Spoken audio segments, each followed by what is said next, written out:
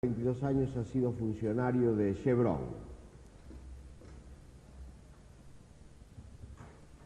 Es graduado de la Universidad de Tulsa con un Bachelor Degree en Petroleum Engineering y un Master Degree también en 1978. Desde el 1 de enero del 2000 es gerente general y asesor del Vice Chairman del directorio de Chevron. Ali, si es para nada.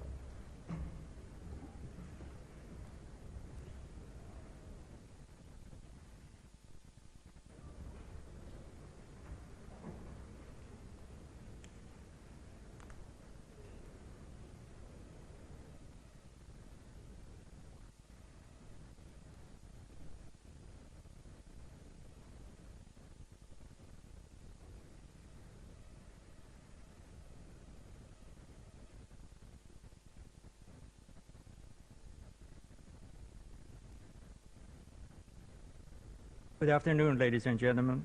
It is my pleasure to be here to give a talk on such an important matter as outlook of the oil prices and overall oil industry. Today, I hope to provide you with Chevron view of the prospect for oil over the next 20 years. It is very difficult to forecast what's going to happen in the next 20 years. Actually, it is very difficult to see what's going to happen by year 2020. But I do my best to give you a picture of what Chevron would see the outlook look like.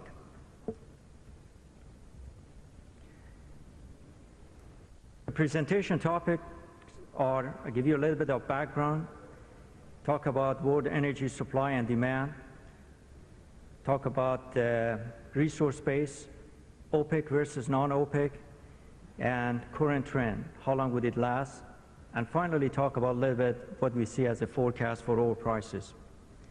As a background, in 1973, we all suddenly woke up to the fact that the control of oil, its main source of energy, had fallen in hands of the OPEC countries.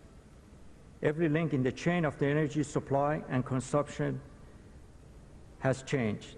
It took a decade long to find out the means to control and trying to establish a conservation policy in some of the countries that they are the main user of the energy. 25 years after the first shock, now we find ourselves in the same situation. The supply and demand curve are not really following each other.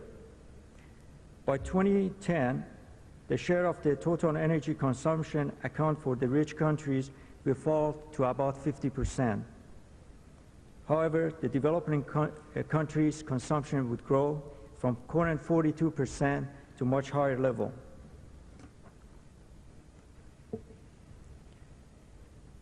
Demand for energy in developing countries is being driven by two forces. Number one is population. It is expected the world population would increase by 1.5 billion to about 8 billion by year 2020. Over 60% of this increase will be in Asia and Latin America. A second force is process of economic development. GDP growth trends show in this chart in Asia would be somewhere around 6 to 7%, and in the rest of the world, the average would be around 3%, as is indicated by yellow line and the red line. We expect world energy demand to grow slightly more than 2% per year, or roughly 2/3 of the expected GDP growth rate. Power generation and household and industrial use will be the prime driver for increasing energy demand in the developing countries. Transportation will drive demand in the industrial countries. Asia energy consumption growth slowed down in 1990s caused by Asia flu. However, we expect that trend would reverse and there would be a demand in energy growth in Asia. As it shows, oil will be covering most of this supply for energy and will continue to go through year 2010. However, natural gas is expected to gain market share, surpassing coal sometimes within the next 10 or so, or few years after that. Regarding to coal, we expect the use of coal is continue to increase, especially in China and India, which provides 75 and 55% of the energy demand for respective countries. Nuclear energy supplies has virtually stopped.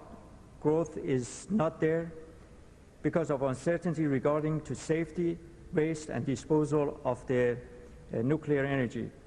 The greatest concern is possibility that some plant will be shut down before the end of the value of the plant.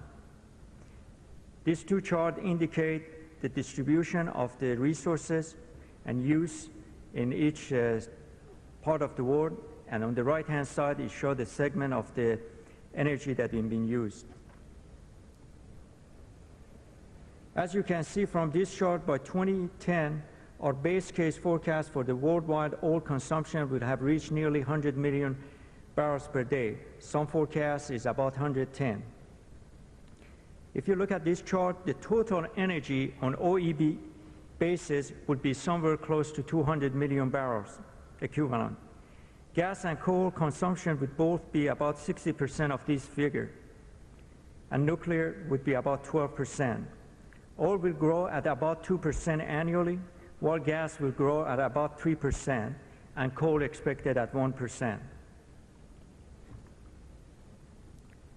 How do we relate GDP to energy consumption? As you can see in this chart, the difference in energy consumption between countries is noted by how fast the country moves up. Basically, energy consumption per capita versus the GDP per capita. The industrial countries profile are flat relative to the developing countries. Contrast, the US is in red with Thailand in green. It shows the contrast that you see between the developing country and developed country. The linkage between energy demand and economic growth is particularly strong in the developing countries. Energy use in developing countries reflect the need to build an infrastructure. This channels most of the energy into the energy-intensive industry and electric generation sectors.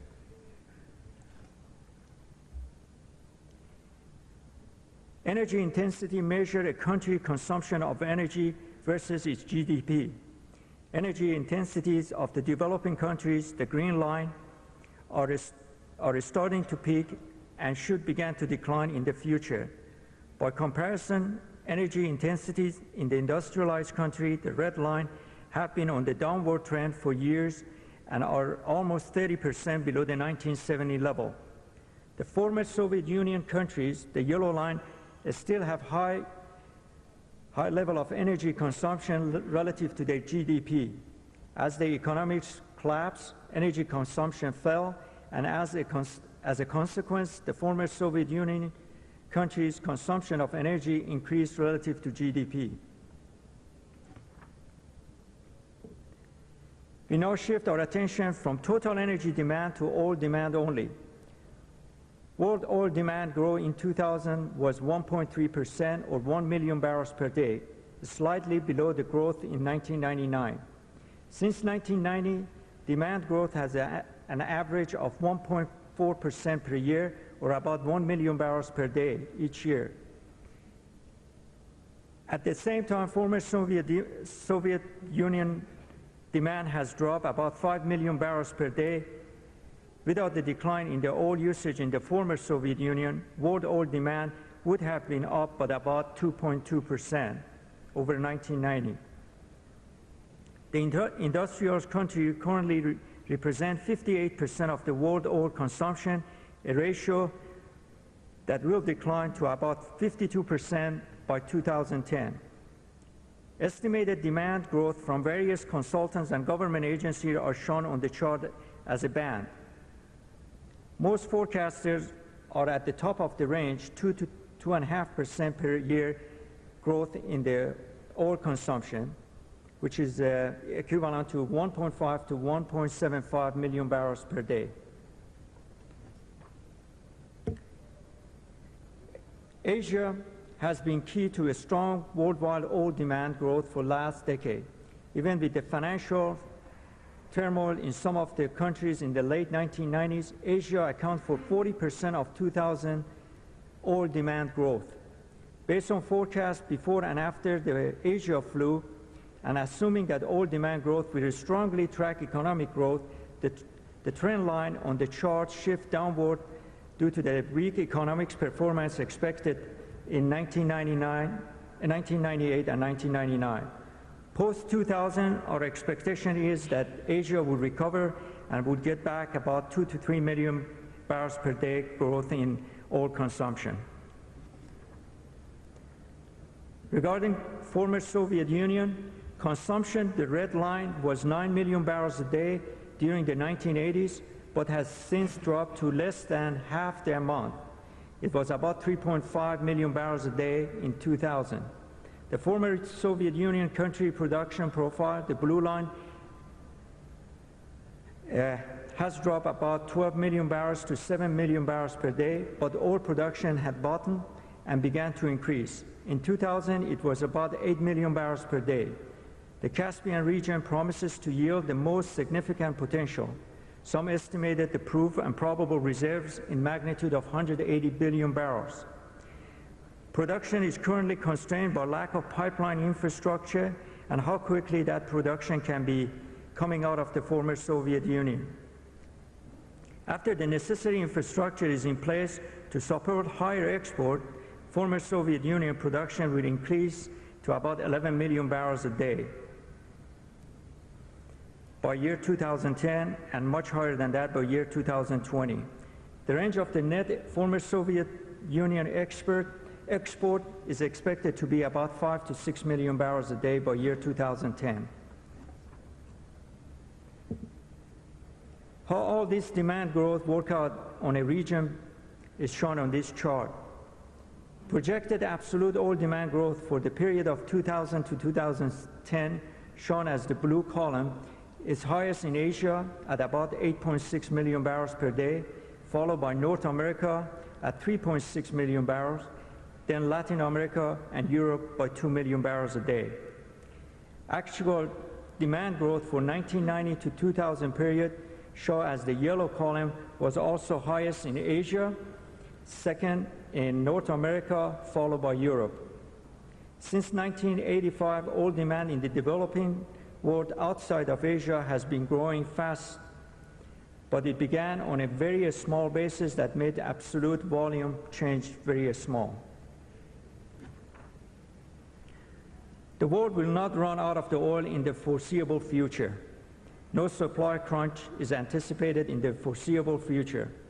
World oil proved reserves of crude oil are about 1,000 billion barrels, as you can see in this chart, and represent about 40 years of supply at the current production level. Even if no more reserves are ever found, but new reserves of conventional oil are being discovered and are expected to add additional 400 million barrels to that 1,000 billion barrels. Proved oil reserve has been growing significantly in past 20 years. In 1977, the estimated proved world oil reserve was about 600 million barrels. Since then, we have produced 540 million barrels, and current proved reserves is about 1,000 billion barrels. Therefore, there is no shortage of proved reserves. Most of the reserves addition were added by OPEC countries, where over the 3/4 of the proved reserves are currently there. The bulk of the reserves, 670 million barrels, are concentrated in the Persian Gulf, mainly in Saudi Arabia, Iran, Iraq, and Kuwait.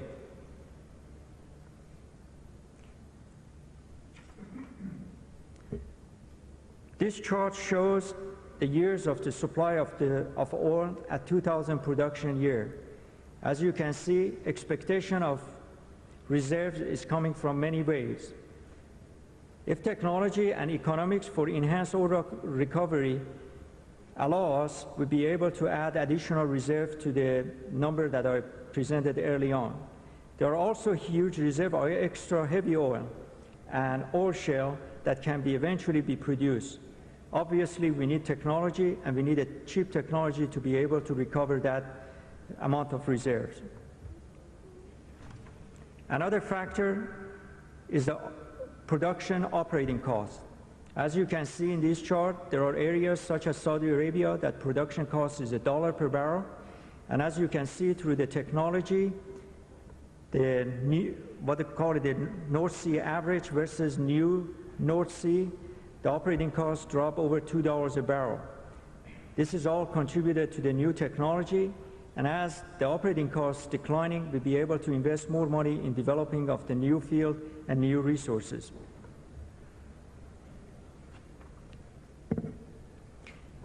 This chart shows the production from non-OPEC and OPEC country.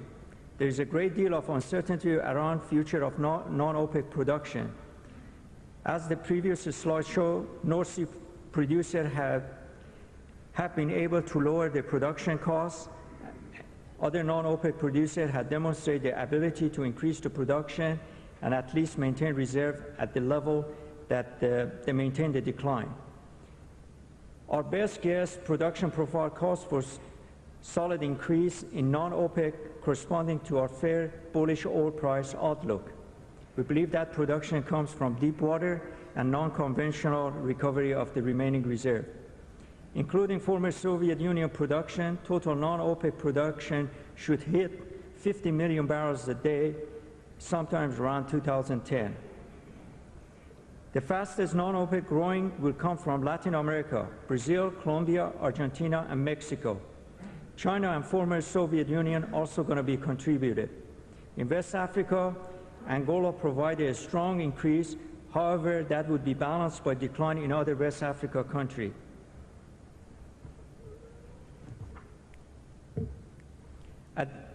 As this chart shows, demand growth of 2% per year can be supplied until about 2010. But continuing that growth trend to 2020 implies OPEC production rising to about 55 to 65 million barrels per day, currently somewhere between 25 to 27 million barrels a day. Future OPEC capacity is quite a bit questionable, and it required heavy investment to get that level of production. That investment should come from internal investment as well as foreign company participation.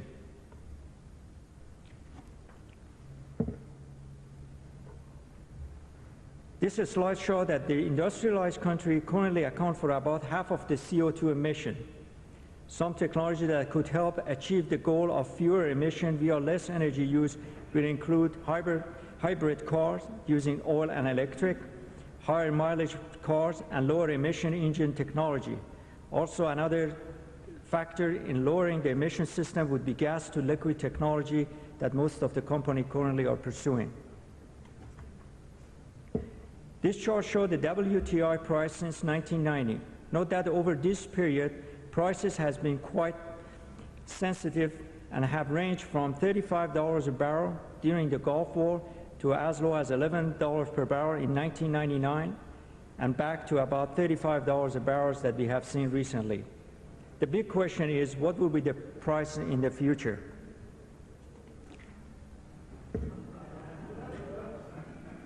I mentioned to you I'm going to forecast the crude price, huh? The answer is that we really don't know. With all fairness, as you can see, we try to forecast it. It seems like we've been wrong every time. And we are no different than our competitors and other companies. The answer is we really don't know. It's very much driven by external factor that you're all aware of that. We had made various forecasts since 1982, and currently we are in process of making another forecast. But that shows you the degree of uncertainty related to the price. In 1986, Chevron developed a long-range oil price model based on the principle that the cost of the marginal barrel needed to meet the demand will set the price. As we move from the conventional recovery to enhanced oil recovery and heavy oil recovery, the price is going to dictate how fast we can move in those areas. Conventional economic theory tells us that the real price of the depletable resources should follow a U-shaped curve. Initially, oil prices were high, and sensitive as production was established.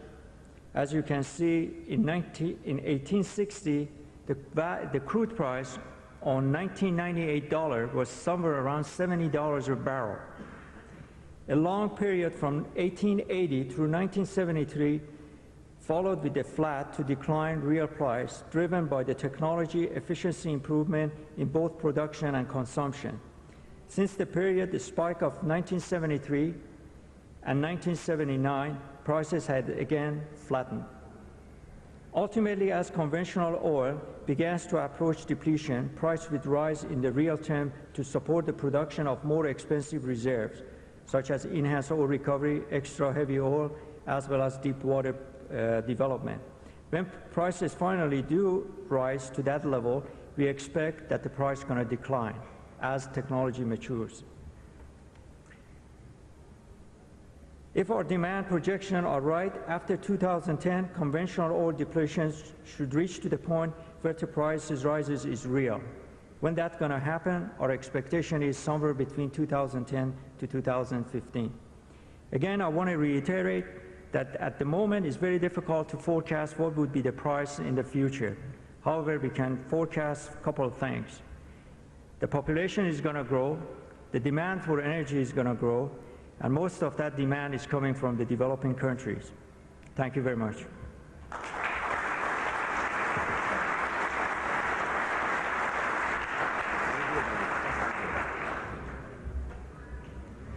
Muy bien. Muchísimas gracias, Ali Mosheri. Una exposición muy interesante. Siempre es interesante tratar de predecir cuál va a ser el precio y el futuro de la industria petrolera. Nuestro próximo orador es el ingeniero Marcelo Martínez Mosquera, funcionario desde hace 27 años del Grupo Techint, desde que salió de la primaria casi. El ingeniero Martínez Mosquera es el vicepresidente ejecutivo de Tec Petrol, Sociedad Anónima, y también de Tec Gas, Sociedad Anónima. Ambas compañías pertenecientes al Grupo Techint, uno que se encarga de producir gas y petróleo y otro que se encarga de construir y operar gasoductos. Marcelo. Muchas gracias. ¿No hay una pequeña luz para ellos? A ver si los puedo ver o está así. Nunca hay que negociar con sol en contra, me dijeron, pero bueno, estamos... Eso, ya está, perfecto. Muchas gracias. Vamos a tratar de, digamos, hacer una breve síntesis de uno de los puntos que quizás es importante. El tema era muy amplio, el futuro de la industria en la región. Yo elegí algo que es muy caro a mis sentimientos, que es el gas natural, así que voy a tratar de concentrarme en él. De todas maneras, aprovecho la excelente presentación anterior de Ali, porque básicamente la primera de las transparencias es especialmente aquella de la cual no voy a hablar. Simplemente quiero mencionarles que esto es lo que nos espera en materia de petróleo. Es decir, en petróleo acá tenemos lo que es la producción de Latinoamérica más el Caribe. Acá está Venezuela incluido, que es prácticamente algo menos de la mitad. Lo que nos espera en petróleo es simplemente eso. Venezuela forma parte de la OPEC y tendrá que seguir en sus negociaciones de producción dentro de la OPEC. Todo el resto de los países non-OPEC, a cualquiera de los escenarios de precios que remarcaba Ali, el rol que les compete es producir y, sea para mercado local o para exportación, vender sus productos, ¿ok? Ya sea con el crudo a $15, a 20, a 25. No quiero meterme en el tema del crudo hoy. Saben algunos de ustedes que mi pronóstico es de precio alto, pero simplemente en el tema de petróleo las reglas de juego son bastante conocidas y se van a seguir repitiendo. Digamos, donde hay libertad de inversión hay que hacer las cuentas, invertir y vender. ¿Okay? Vamos al tema del gas natural. Yo he elegido, el gas natural es muy amplio, he elegido para la presentación de hoy el tema de la generación de energía eléctrica y un poco la demostración de cómo observamos el gas natural en esta materia y sus combustibles alternativos o sus posibilidades alternativas a lo que es la generación de energía eléctrica a través del gas natural. Acá tenemos lo que es las posibilidades que tiene en nuestra zona. Esto se repite, como demostró Ali, a nivel mundial, pero en nuestra zona estamos con una relación reservas-producción de 66 años y de aquí surge directamente las posibilidades que tiene el gas natural y su desarrollo en Latinoamérica y el Caribe. Voy a empezar por explicar en esta planilla lo que hago a través de la presentación. Simplemente trato de establecer un costo de generación por kilowatt hora, los famosos mils por kilowatt hora que conocemos todos, para ir comparando cada uno de los ciclos que se producen en la generación de electricidad. El primero de ellos es un típico generación de energía eléctrica a través del ciclo abierto de fuel oil y